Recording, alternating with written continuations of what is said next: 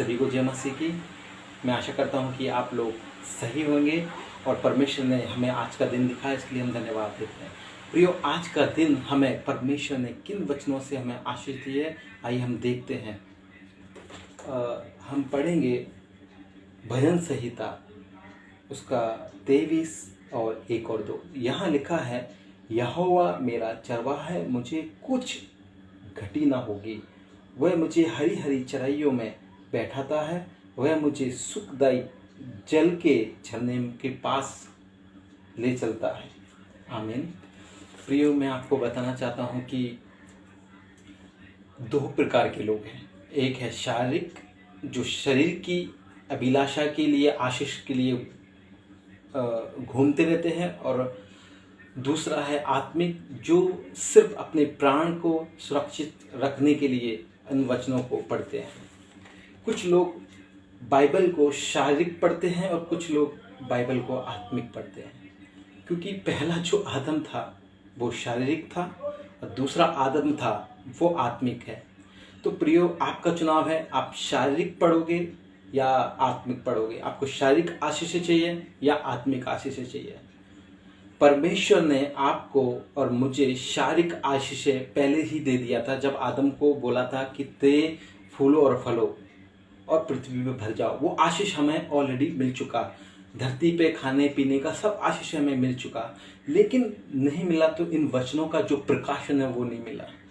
तो हमें आत्मिक रीति से इन वचनों का प्रकाशन चाहिए। यहाँ पर लिखा है, यहोवा मेरा चरवाहा है, मुझे कुछ घटी न होगी।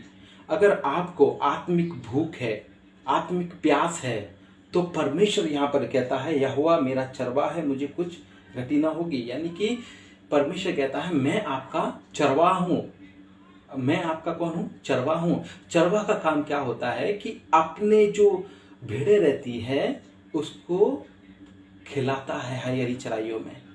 वो शारीरिक खाना खाती है भेड़ें, हम लोग आत्मिक है। इन वचनों का जो प्रकाशन है, जब हम पढ़ेंगे और पढ़ने के द्वारा जो प्रकाशन आता है, इसका मतलब आपको परमेश्वर ने हरी हरी चराइयाँ यानी कि हरा हरा घास खिलाया है। तो इसका मतलब ये है प्रियो कि परमेश्वर हमारा चरवाहा है, मुझे किसी चीज़ की घटी ना होगी। कुछ चीज़ का मतलब ये होता है कि मैं आत्मिक रीति से इन वचनों को जब मैं पढ़ता हूँ, इनका खुलासा होता है। इसका मतलब ये है कि परमेश्वर ने मुझे हरी घास खिलाई है, और जब मैं प्यासा होता हूँ तो वो आत्मा से भर देता है। वो क्या? आत्मा से भर देता है। प्रियो, मैं आपको बताना चाहता हूँ कि आप अगर पहले परमेश्वर के राज को खोजेंगे, उनके वचनों को गंभीरता से अगर आप ले लेंगे, तो मैं बोलता हूँ कि पूरी जितनी भी आशीष है, आत्मिक भी और शारीरिक, आपका पीछा करेंगी। आत्मिक और शारीरिक आपका पीछे करेंगी। मत्ती 6:33 में लिखा है, पहले ढूंढो स्वर्ग का राज और बाकी सब चीज़ें आपके पीछे आ जाएंगी। प्रियो, आज यही मैं आपको बताना चाहता हूँ सुबह के वक्त कि यहोवा आपका चरवाहा है। आप आत्मिक रीति से आशीष मांगो, आत्मिक आशीष मांगो। आत्मिक आशीष यही है कि परमेश्वर मुझे इन वचनों का मतलब बता। यहाँ पर जो लिखा है उसके बिहाइंड, उसके पीछे क्या लिखा है वो मुझे पता। यीशु मसीह जरूर आपको बताएगा, उसकी आत्मा जरूर आपके ऊपर प्रकट करेगी। इन वचनों पे लिखा है, एक शरीर आंखों से हम देख सकते हैं, वो शरीर में दिखता है, लेकिन एक और उसका मतलब रहता है, उसका प्रकाशन रहता है, जो सिर्फ उसकी आत्मा बता सकती है। यीशु मसीह बता सकता है, और यीशु मसीह बताएगा, क्योंकि यीशु मसीह ने कहा है कि मैं तेरा क्या हूँ? चरवाहा हूँ। यीशु मसीह क्या है? हमारा चरवाहा है। परमेश्वर वचनों से आपको आशीष दे। परमेश्वर बहुतायत से आपको आशीष दे।